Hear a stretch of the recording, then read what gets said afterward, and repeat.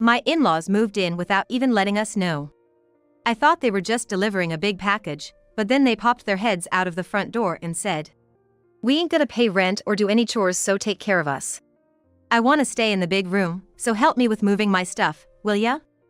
I couldn't believe what they were saying after they just showed up out of nowhere. My father-in-law, Austin, and brother-in-law, Owen, just barged into the house and started giving orders about moving things. It was so ridiculous that I couldn't help but laugh. "It's totally fine," I said with a big grin and immediately called my husband. "He should be home soon. I wonder what he's gonna say when he sees this mess." After all, the ones who mocked me were my in-laws. Just as I thought, my husband came home. As expected, my husband was scolding Austin and Owen. But then, I saw a paper he showed to both of them and couldn't help but chuckle. "Feel free to use this house as you please." And in the end, it was me who moved out. My name is Catherine Miller, a 34-year-old remote worker. Due to some family circumstances, I chose a job that I could do from home. I can do house chores, and it's nice to easily look up anything like a new recipe at any time. By the way, I met my husband, Michael Miller, during the peak of the flu. We wouldn't have met if it weren't for the dating app. Michael is 35 years old and works as a carpenter. Back then, Michael was always on business trips, so we hardly had time to see each other. But Michael said he wanted me to live together so I wouldn't feel lonely. I fell for him in an instant and started thinking about marriage. Considering I was already past 30, it seemed better to hurry things up. But, due to my long-standing irregular periods, it was hard for us to conceive. Michael says it's okay, but being a woman, I've had some hopes. My doctor told me, but I knew the odds of getting pregnant were extremely low. After opening up and crying to Michael, I felt emotionally stable. I often wonder if I've caused Michael a lot of troubles. Knowing that Michael was thinking of me made it easier to give in. We decided to live a happy life together. To overcome the pandemic, which we didn't know when it'd end, we decided to spend time positively. But then, Michael's father, Austin Miller, gave us a call. It seemed he was complaining about not receiving any greetings from us, and for once, Michael was visibly irritated. "Catherine, I'm glad we greeted your parents, but if you meet my dad, you might feel uncomfortable, you know? Do you really dislike him that much? But don't you think we should greet each other's parents at least?" "Yeah, you're right. Maybe we should pay a visit to my parents' house." The reluctance was evident on Michael's face. He really didn't want to go and meet them. I could see the deep frown on his forehead as he prepared to head to his parents' home. Throughout, Michael kept like, "I don't want to go and I don't want to see him." I could tell he really didn't want to meet them. It became evident just how much he despised his father. To be on the safe side, we decided to bring some pastries as a gift, to which Michael begrudgingly agreed. I wish I knew what had transpired between them, but Michael hadn't wanted to talk about the past. Or rather, he seemed reluctant to discuss it. Even though I didn't want to pry into something that might upset him, I found myself wishing he would open up. I realized how much Michael wanted to avoid going to his parents' house. But then, we were on our way to greet Michael's family. I was sure we were gonna get some sarcastic remarks, but I mustered the courage and left the house. Given that stress often gives me stomach aches, Michael looked at me with concern and asked, "Are you okay? Should we do this another time?" "I think I'm fine. It wouldn't be right if we didn't greet your father, right?" It was the same father who complained over the phone. There seemed to be an air that suggests he was not gonna forgive us easily. It felt more troublesome than anything. Michael seemed to feel the same way, as he was eager to drive. Maybe to keep himself distracted. I sensed that there must have been some issues at his childhood home. Meeting such a father-in-law could be tiresome, but I've never regretted choosing Michael. I love the kindness Michael shows me and his occasional clumsiness. It's those little things that mean the most. If I ever feel uncomfortable about our relationship with his father, we should just distance ourselves immediately. Lost in thought, we eventually arrived at Michael's childhood home. It wasn't too far from the apartment where Michael and I live. It was within walking distance, a short stroll away if we ever felt like it. When I entered his house, a beaming his father greeted me with a big smile. Michael gave his father a slight glare as he stepped inside. Then, from a room deeper inside the house, I could hear Michael's raised voice. "You can't just mooch off Dad because you're unemployed and stay at home all day. How old do you even think you are? Shut up." What I do isn't any of your business. The two bickered like brothers. Owen Miller defiantly held his own. To sum up the argument, Owen has been living an unemployed lifestyle since his late 20s. There was no real reason for his unemployment, like health issues. It was simply because he felt jobs didn't suit him.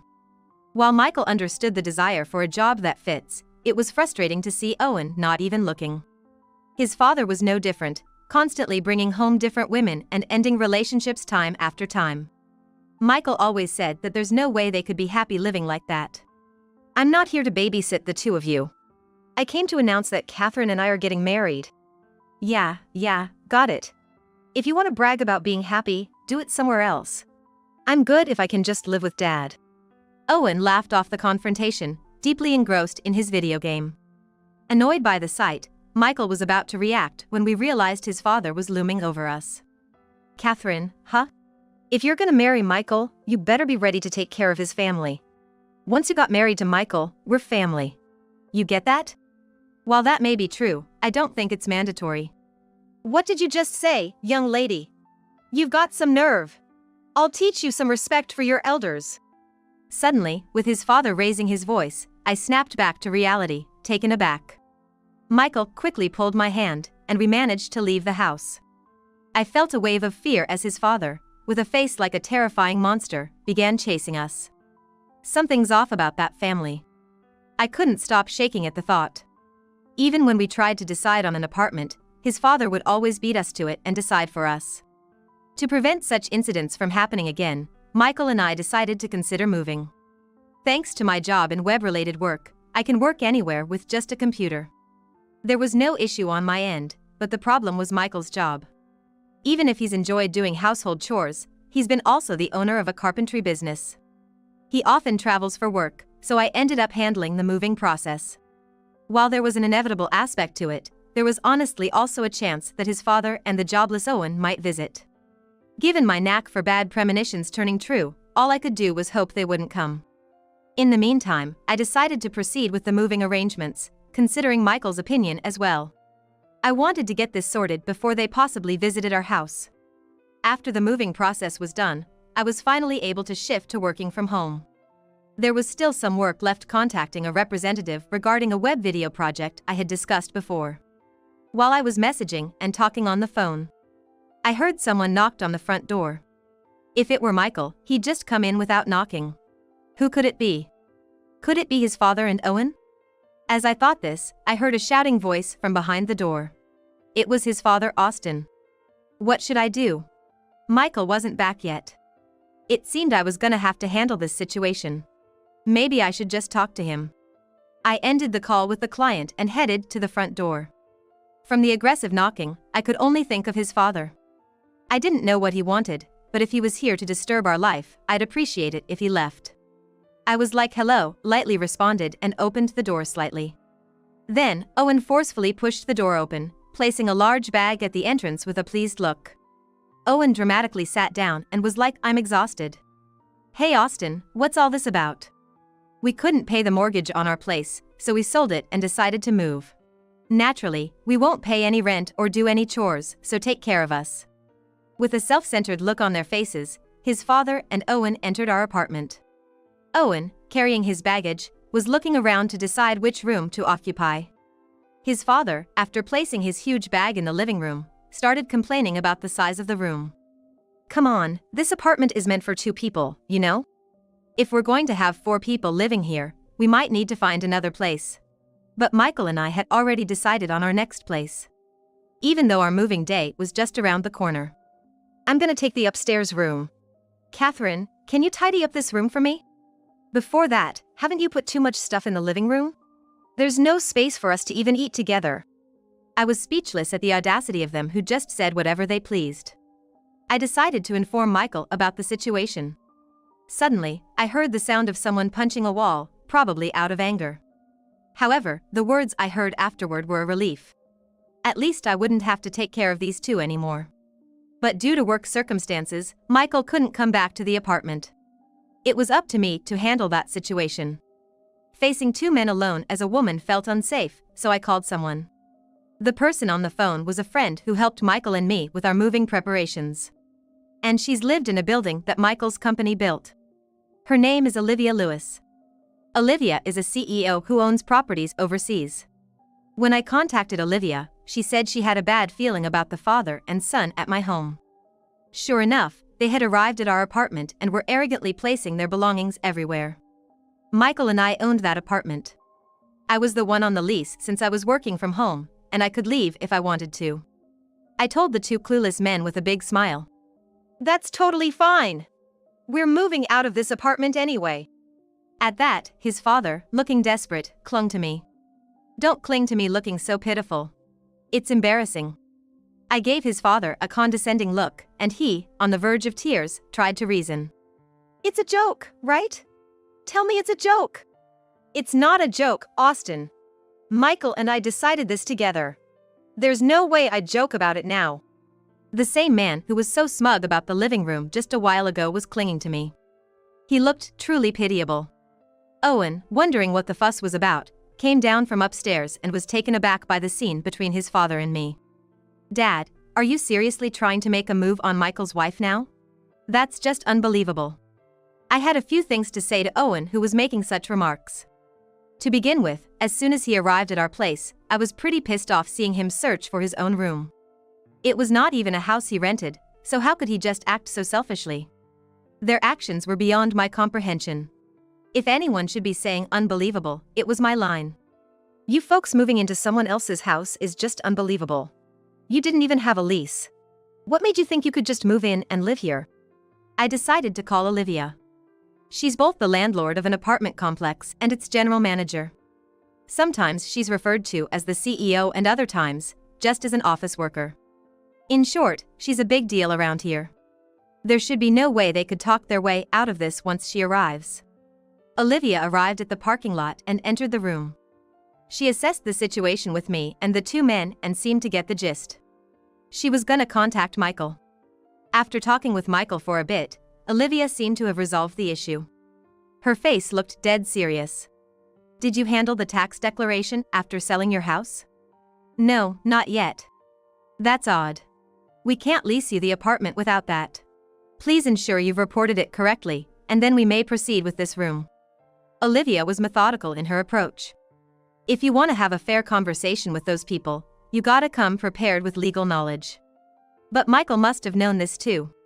He was well aware of his father's troublesome nature. His father was notorious for being self-centered and having affairs. I heard this story from Michael before he went on a business trip. Michael didn't want to tell me, but probably realized he hadn't acknowledged past mistakes and wanted to be considerate. When I pressed for details, apparently before Michael's mother left the house, his father had been cheating with another woman. When Michael's mother confronted, his father lashed out and was like, "Why don't you just leave?" And so, Michael's mother left. Before she did, she gave Michael a remorseful hug. Michael's mother was apologetic about leaving such a house to him. She left feeling guilty. Michael'd taken over all household chores. However, his father's philandering ways got worse, and Owen kept hopping from one job to another. Owen's become unemployed around the age of 28. He took the unemployment benefit with pride and eventually became a recluse. Feeling overwhelmed by taking care of Owen and their father, Michael decided to marry me. They were diligent in paying the utility bills, but sometimes skipped out on the insurance premiums and other minor fees. Michael even feared not being able to finish paying off the house loan. After all, realizing they weren't decent adults, Michael decided to move out. When his father was arguing with Olivia, Michael sent me a message. I was told to speak directly, so I stepped in between his father and Olivia. "Excuse me, but Michael and I are moving out tomorrow due to some reasons." "Hey, hold on, what's going on? I didn't hear about this from Michael. Shouldn't he inform his father when he's moving? He said he didn't want to talk to you about it. He thinks it's best to live separately from a philandering, selfish person like you and Owen." Saying that, I showed his father our conversation on WhatsApp. In our messages, Michael was voicing his dissatisfaction with his father. I was just a listener, but from what I indirectly learned, I had a very negative impression of their past deeds. Even during brief greetings, I realized that it was peculiar for his father and Owen to just move into our apartment. Just based on that fact, I felt that this father and son duo weren't up to snuff. His father, grumbling and not understanding, was then interjected by Olivia. Even if Catherine leaves, if you, Austin, don't declare the sale of your previous house, you won't be able to even rent an apartment in the future. But I have money on hand. Isn't that enough? No, it's not just about selling the house and being done, Austin. If you don't declare it, there are penalties. You'd be the one at a loss. Are you okay with that? Makes sense. If you're dealing with real estate, you'd want to ensure that all procedures are properly handled.